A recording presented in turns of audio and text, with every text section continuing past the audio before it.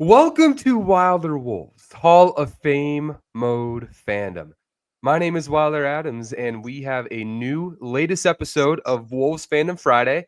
And today we're doing something a little different because we don't have a Timberwolves fan on Wolves Fandom Friday. Actually, we have somebody who, during my collegiate career, we had a ton of debates and a ton of. He could be a hater sometimes. I'll just leave it out there like that, straight to the point. Miami Heat fan, but also I went to sports journalism school with this person. His name is Patrick Holleron. Patrick, I haven't talked to you in a while, man. How's life?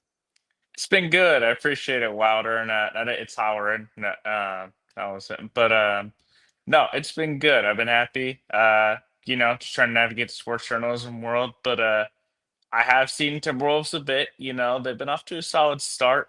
And as you say, I'm a hater. Look, I'm a Heat fan. We had the Jimmy Butler trade talks. Jimmy's gone now. Hey, we're at peace. Okay, I guess we're refreshed. We're starting over. We're moving forward. But it Yeah. was pretty funny because when I got the message from you, you wanted to be on the show, and I was like, no way. Like, no way this guy wants to go on a Timberwolves podcast. But here we are, man. And I'm excited, man, because it's going to be, I think, fun hearing your updated perspective on the team and also just getting, you know, something, a little mix it up a little bit and get a new dynamic on the show. So let's just get started right away because usually on this show, we do something called Wolves Fandom Friday Hall of Fame fan moment, which is like your moment you realize you were a Timberwolves fan, but that doesn't apply to you. So that's not happening. But we could transition quickly right away. And my first question for you is just as a Miami Heat fan, as somebody who watches the NBA, also as an up and coming sports journalist, when you're watching the Minnesota Timberwolves thus far this season, what has been your bird's eye view perspective on the team at this point of the year? So far, and as much as you say I'm a hater, I've actually been impressed with them. I was a bit critical of their offseason just because I felt like they were running it back with the same core, but not really getting better. You let Nickel Alexander Walker, and there's not really a major addition. But look, they've been one of the better teams in the Western Conference, which you have a lot of teams for kind of in that, I wouldn't say middle of the pack, but kind of where it's like maybe right now, 8-5, 7-5. But no, they've played well. I've been impressed. Like Julius Randle and Rudy Gobert have been really good to start the season off, and I think having more continuity has been big. Just because last season you got Randle right before the season started, so especially with the injury, we saw it was trying to have to figure it out. Like you said, McDaniels. I mean, he's been really good. He's stepped up Mhm. when Ant was out, which he was always someone who I viewed as a high level role player. But I think we are starting to see more of his skill set. I was telling you about Jaden Yeah. McDaniels, Patrick. I was not wavering. You weren't. I mean, when I look at this team, the only area where I think they really need improvement, and we've talked about this and agreed, it's been better than I thought it'd be the point guard position. And, Mhm. Mike Conley, I just think the miles and wear and tear are finally catching up to him to where I think he's a great locker room presence, but in terms of on the court, it's a little bit limited what he can give you.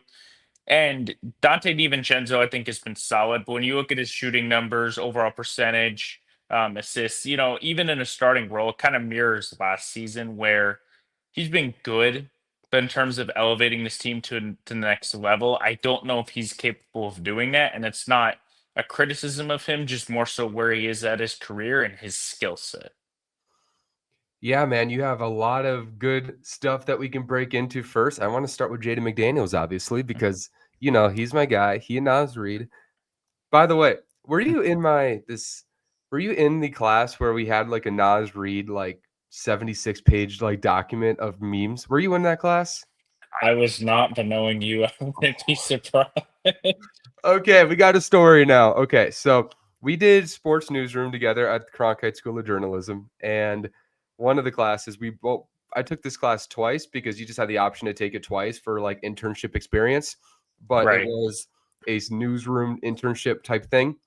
And a group of kids in our class, built, we found every Nasri meme we could find on the internet, and we put it in a document. So we had I think it was up to 79 pages of various Nas Reed memes. I'm shocked you didn't know about that. No, that's news to me. I mean, again, I'm not shocked knowing you, but That is something. Yep, the Nas Reed cap and everything. But back to the Jaden McDaniels thing because they had nothing to do with Nas Reed. Yeah, man. I mean, I was telling you, like this guy, he's got offensive chops, man. I mean, the way he's been pulling up off the dribble when he has mismatches, nailing his threes, the shot looks more compact, it's fluid. He's always had the touch, but now just kind of you can see he's more developed and comfortable from the lower shot base. And when you look at kind of the Jaden McDaniels front and the way he's played lately, how important do you think it is that Minnesota has like a third option potentially developing there? Since that was a pretty big question with the team coming in.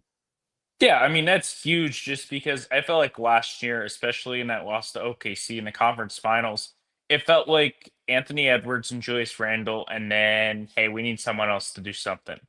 Right. Like I know Rudy Gobert had some, but Rudy Gobert, you're not going to rely on as a scorer as much as for his rebounding and defensively.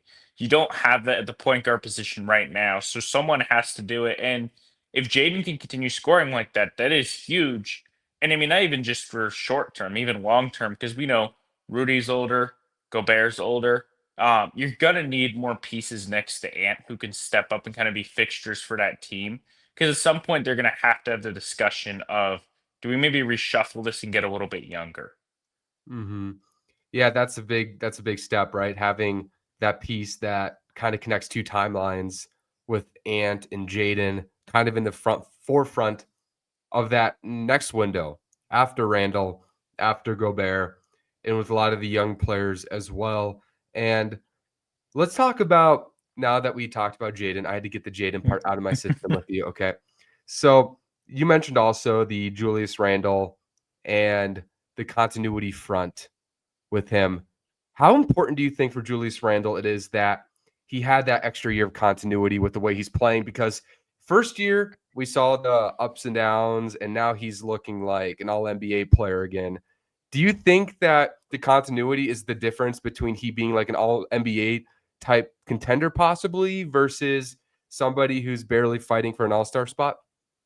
It definitely does, and it's just because when you look at how he even arrived in Minnesota, one, a lot of people forget he was still recovering from injury from the Knicks playoff run the year prior, right? That alone already probably is an adjustment and just having to get back into game shape.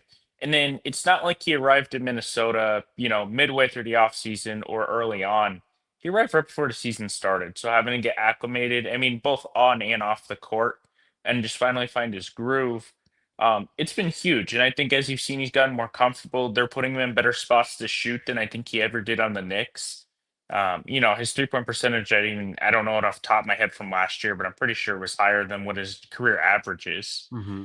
normally. I mean, it has been huge, and obviously playing with Gobert this year, that's been a big factor. Obviously, having him and just being comfortable of like, hey, knowing our spots where I need to be in the best position to score, whether it be in the mid range or out from three. And I mean, we've seen it early on, but I think the biggest thing though is that Julius Randle just has to consistently score from all areas. Where I feel like last year in the playoffs, more so in the OKC series, not Golden State, he was limited to just shooting from the outside and not really penetrating at all in the interior around the Mm-hmm. basket. Yeah, I think like Oklahoma City, especially, they're just such a unique matchup too because they can match Randall's physicality and they can get him the ball in uncomfortable spots, right? They can play physically high and then they can recover when he tries to get that little bruiser, then little separation. And I think that's a big difference maker. Do you think when you look at the Timberwolves do you think that this version of Randall this year is able, if he continues to play at this rate, get more comfortable and gets matchups like that, Oklahoma City and some of these physical perimeter teams, when Minnesota's guard play is still somewhat a question? I think it can, and it's just because you have that presence on the inside next to Rudy Gobert, to where they're gonna have to focus more on, Ant's still gonna get his no matter what, but having that inside definitely changes everything. And look, when Julius Randle has been dominant on the inside, and the best that I saw last year was the Golden State series, when he does that, he looks like one of the best power forwards in the league, where he can attack, he can hit you with a little fadeaway, a little bit of mid range, then hit you with a 3-point shot. I mean, if he can do that consistently, the sky's the limit for him because then I'll even tie it back into your guy, Jade McDaniels. That opens up Jaden to do more because now you have two scoring forwards who don't play the exact same, but can attack in a little bit similar ways. That stresses on the defense. And even that by default opens it more up for Ant to where Ant could be going coast to coast with a big dunk. He could be taking like maybe a long three that you wouldn't normally, but just because there's that much space to where he feels like it's open. Like Randall playing at that level can really expand things and what they're kind of able to do. I've never seen you talk so kindly about the Timberwolves in 10 minutes on the show. I'm not sure if you're performing for the audience or something right now, but you know what? Shout out to you for that analysis. Yeah. I mean, when you have Julius Randle who can play off of the dribble like that, and then McDaniels adds a new threat that they just didn't have in the past. I mean, you have more optionality, and that opens up things for Anthony Edwards. And when you're looking at the team right now, because it's kind of been a weird start. I mean, Right. you've been watching from the outside, right? They're 7-4 right now, pretty good. They've beaten all the bad teams. They haven't done great against good teams yet, which is, as you know, kind of a reverse of what we're used to with the Timberwolves. But it's Right. early in the year, and they have more tests, and they're healthy now. When you just look at this team right now, with the way the roster is currently constructed, what do you think just the upside of this roster is just for this season? The upside of this roster, I think, one, I played on it, Randall playing better, but the big thing is how much more can Rob Dillingham get involved? Like, Mm. he was someone in a pre-draft process I was pretty high on as a guard prospect, and I think he has gotten better this year. I just think he's also more of a raw prospect than they anticipated. Because if he can continue upping his play, that's huge. Because to me, right now, the guard spot, Dante DiVincenzo's been as good as you can ask for, but he's not a natural point guard. And I Mhm. think Mike Conley's just limited to what he can do at this point. Like, that's the biggest thing to me where I've been impressed. To your point, the good teams, they haven't won games yet, but they've kept some of them close. Like, one of them against the Lakers only lost by a point. If they can get higher guard play, That was a I tough don't game. know. The Austin Reeves game winner, man. Oh, Yeah, that was. that hurt. But that's what they just that's all they really need is just a guard play. Because look, and to your point, I've been critical of them in the past. Look, I can't say that much. They've honestly have caught my attention a bit more.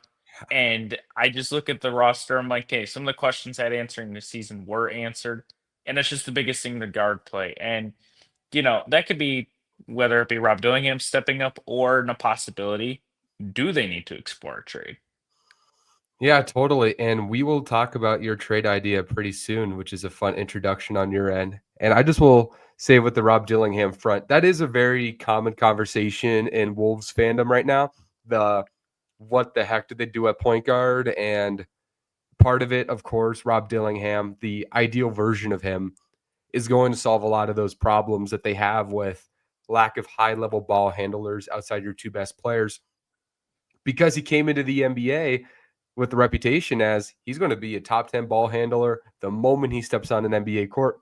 And it's one thing to be a good ball handler, but ball security is important. And the ball security and efficiency has been very up and down at this point. And it looks like at this point of the season, he's still figuring out what he is as a player in the squad because he comes into the league. He is a scorer. He's a shot maker.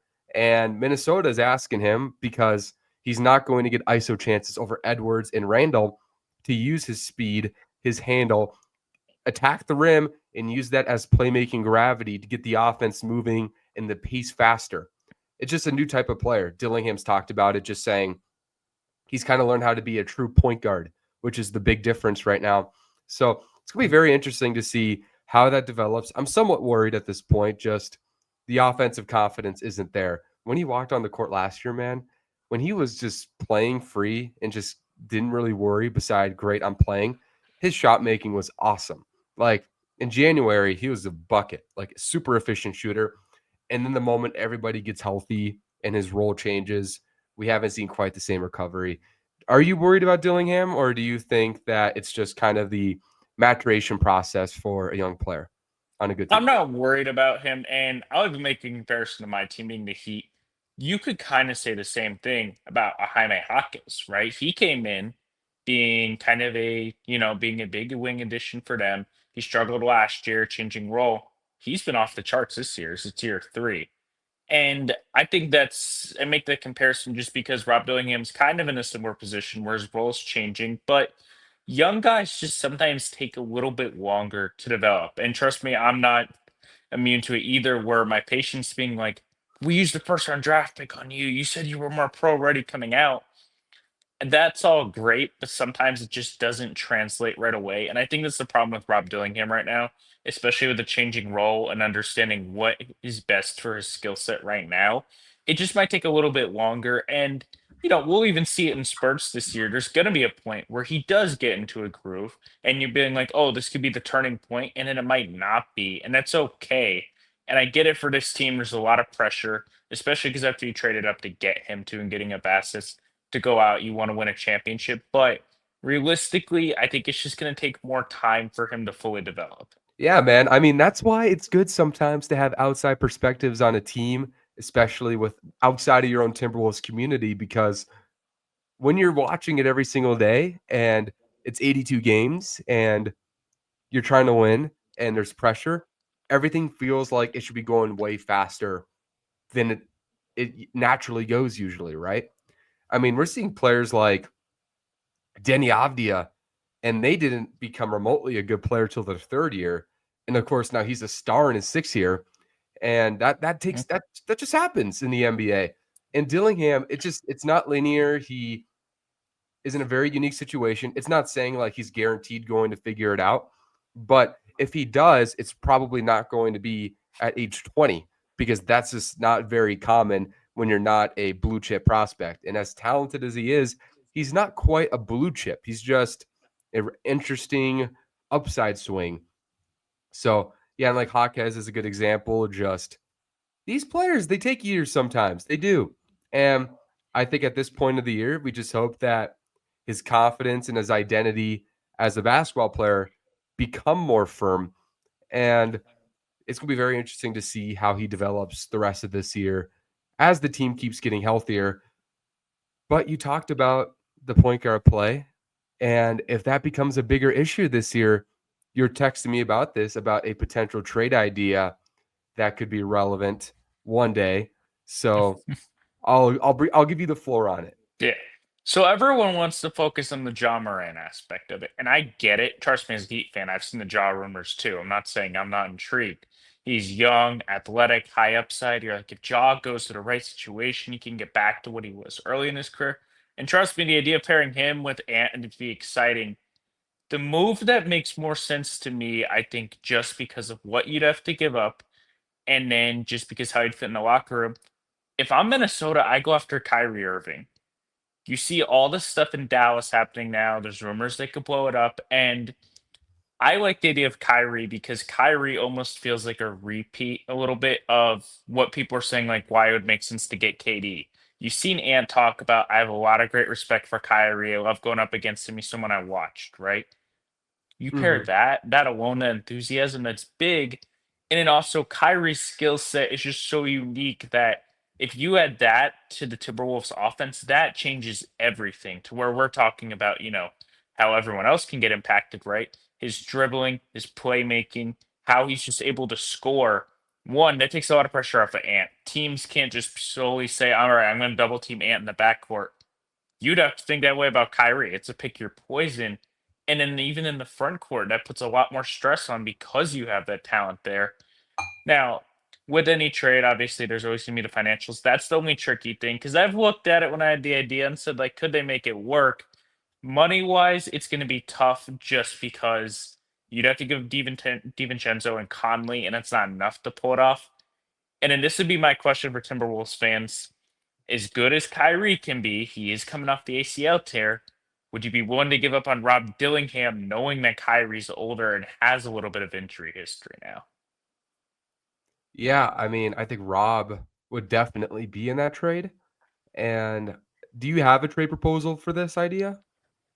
Roughly, I do, and I mean, it'd probably have to be Conley, DiVincenzo, and Dillingham, and then I think they have a trade exception that could make the money work. And then you'd probably have to do a first round pick swap. I think it would just depend on what Dallas is realistically expecting and how high they are on Dillingham. That could go a long way, and obviously seeing if this trade could get over the hump. That would be what I would give up. And DiVincenzo and Conley, I think you say, okay, we're fine with that, right? They're If you get both good. Kyrie Yeah, Irving for Dillingham, Dante, and Mike in a pick swap when they're already trading picks left and right, count right. me in. You Count me do in. it. Yeah. That's the only thing that I would say is the risk is how do you feel about Rob Dillingham and his upside? And again, I only pointed out if Kyrie were healthy in this, I don't think people bat an eye. It's only because he is coming off an ACL tear. He is in his early 30s now. So it's like, how many years are you going to have left with him to play at a high level like this? That's really the only debate for me, but it's too much of a good upside swing. And on top of that, Kyrie, there's controversy in the past. That's long gone now. Versus with John Morant, you go out and get him. You kind of worry about the fit, some maturity issues. And, if you're moving a Mike Conley, like I talked about as a veteran presence in the locker room, Kyrie's been that in Dallas. So you wouldn't have to worry about, someone kind of being a voice there. He could easily be inserted and be in the same role. And you mentioned the John Morant situation because that's kind of the popular idea. I think a lot of people are fantasizing about the idea of Ja and his personality next to Ant and his dynamic personality and their athleticism and the whole 9 yards. But I do agree with you on if I had to pick between John Morant and Kyrie Irving, I would pick Kyrie Irving any day of the week because Kyrie Irving, I just first of all think is a flat out better basketball player. He's, I think, a more proven at this point veteran, a more proven leader, a better half court creator. And you're also looking at Randle, Rudy, McDaniels, Kyrie shooting next to those guys. And people will be like, well, yeah, Kyrie's older, like you're talking about the timeline. And honestly, man, I'm looking at John Morant and I'm kind of wondering, does John Morant have more time of being a star than Kyrie Irving at this point? How is John Morant going to age? Because he hasn't been an all NBA player since 21-22. We're almost at 2026 now, man. So, Yeah. and he's athletic, but he's losing his athleticism. He's thin. He's always hurt. There's way bigger intangible questions than even Kyrie Irving at a point. Granted, I know there was a phase of Kyrie's career when he was getting into very controversial conversations and his availability with teams, the drama with some teams, but I think John Morant at this point is a more dangerous bet to what you're throwing into a locker room than Kyrie Irving. But then the question that comes with me is Kyrie's making a ton of money. Rudy's making 36, Randall 33, Jaden 27, Ant is making 60 plus. Like, can you afford that? That's going to be, I think, the big question. If this was a possible world, we haven't heard about this, but this is fun speculation, man. So I love it. Yeah. And I mean, that definitely would be a question with money. And that's why the only other kind of scenario that would be except you're sacrificing, but I could see it working. And I'll ask you this for as well as Julius Randle has played, would you move out Randle for Kyrie because you'd be getting better in the backcourt for the money to work? I wouldn't do it because one, Randall's making less money. He's making 3 years, 100 million. So he's making really good money right now. But then also, I think the way Julius is playing right now, I think the dependability is better than a Kyrie or a Ja right now. I think things are really synergizing with Randall, and I've kind of seen it with this team. This team makes big trades a lot. I think we've seen that over the years. Yeah. But these big trades, they take a lot of time usually. I mean, the Randall situation went way faster than Rudy. It still took 50 plus games until things got figured out. Not that Randall is a clearly better player than Kyrie Irving when they're playing, but I do think with the way this team is structured, I think it'd be really hard to move Randall and the physicality and the creation he brings at the front court, and also just the synergy, the cultural vibe he has with the team right now for someone like Kyrie, who is more talented when healthy. But the way Randall's playing right now, and this could change in 2 months, but I think Randall is a safer bet to help this team win right now than Kyrie because things will take time. Not only that, I mean, Kyrie's going to need time after an ACL injury to just kind of integrate, to get comfortable. And that's not even mentioning being on a whole new team if that ever happened. And this is like, by the way, I don't think Kyrie can really be traded until he's declared healthy. So this would be closer to a February thing. So we would know more about how Randle looks and the team dynamic there. But at this point in time, if I had to pick Randle or Kyrie on this team, I'm pretty easily taking Randle for now. Yeah, and I mean, I get that logic, and I'd agree with it. Um, don't be wrong in me saying this; it's going to be tricky to exactly pull it off. There's going to be some kind of risk for Timberwolves just because of, like I said, all the reasons we mentioned being age, durability, money. So I don't even know how likely it is, and we're still in the early phases, right? This is just coming out of Dallas. So, I mean, a lot can change. Mhm. Um, I did want to mention though, because you'd mentioned it, and I had even brought it, like with John Morant, like with Jeanette. I will say, even though there are concerns, I do think there is a fit there. And for Mhm. me, I feel like Green Tea more comfortable getting Kyrie than Ja, but I would feel more comfortable giving up Rob Dillingham for Ja than Kyrie. And that's only just because of Ja from an age perspective. Yeah. And I think this is one thing that's fair for people to consider is like, yes, Ja, durability, maturity, this and that. Ja Morant's never been anywhere outside of his career besides Memphis. That's something to consider, and I'm not saying that, some of the same issues wouldn't arise, but sometimes all guys need is a change of scenery, and if you put Jaw on the Timberwolves, this would be different because you're not asking Jaw to be the guy. This is Ant's team, right? Mhm. All you're asking Jaw to do, you're going to be now second in command essentially, but you'd be number two option or 1A, 1B, but you wouldn't be having to asking Josh, say, hey, be the culture, be the face. We're asking you be Ant's co-star. So I mean, in that sense, I think it could be a little bit different and help him in some ways. Yeah, absolutely. I mean, I just my thing with Ja is I'm not sure if his timeline is as lengthy as people think it is. It's probably longer than Kyrie's because of the age, and Kyrie's also battling injuries. But those, this man, those small, thin, athletic guards, they don't age well, and we're already seeing that regression with the play. I mean, I think over his last 6 game stretch, he's shooting below 30% from the floor. So he's been kind of steadily regressing the last few years, which also I think is a risk throwing him on the Timberwolves because you're kind of saying like this is Ant's co-star going forward for years to come. Right.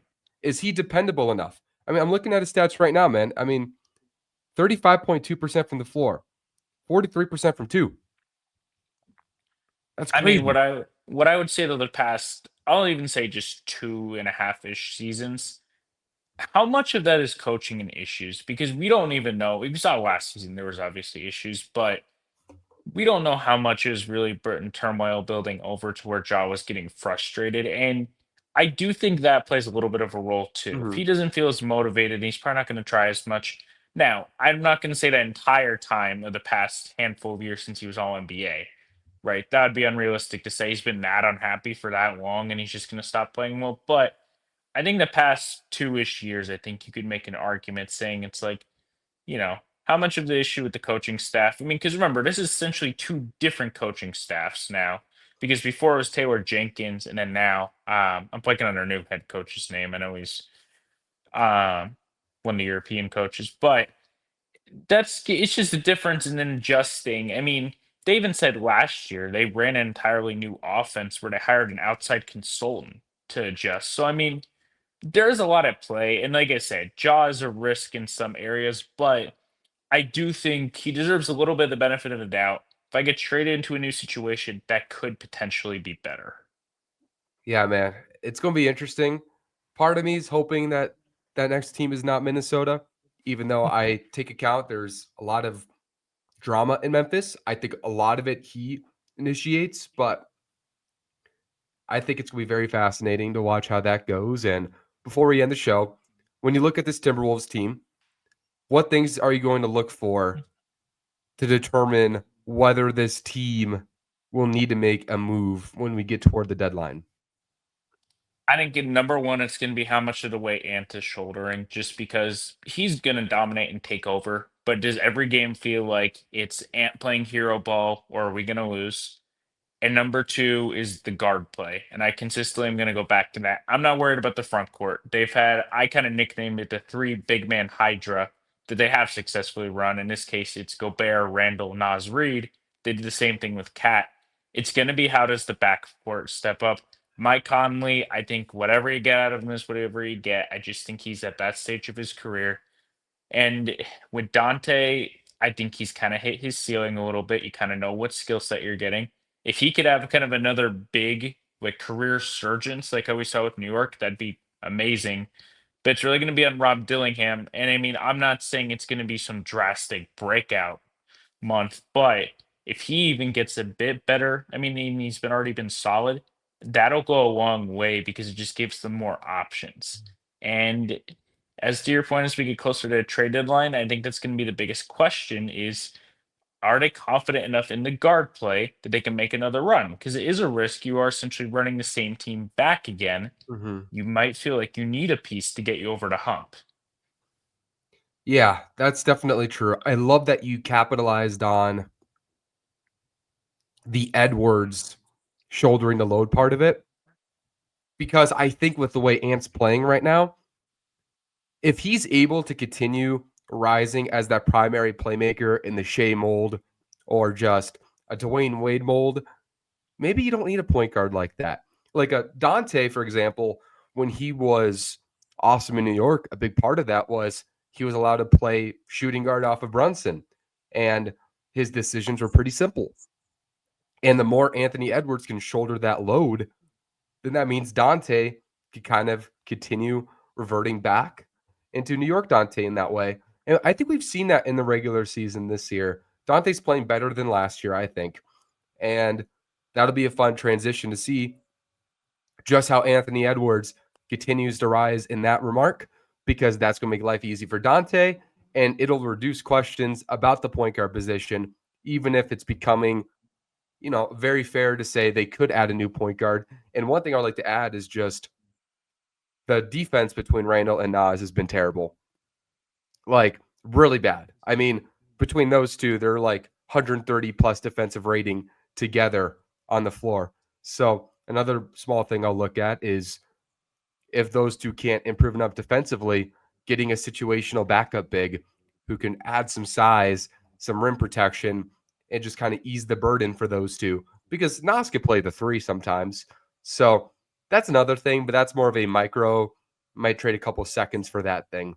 Right. And I mean, even that could even play off of, and this is, you might disagree with me here. To me, Julius Randle and Nas are kind of similar players where they can both be either a small ball five, and I know Nas naturally plays the five, or a four. And, if you were to trade Randall in one scenario, I think that's one potential benefit is that we've only really seen Nas read off the bench.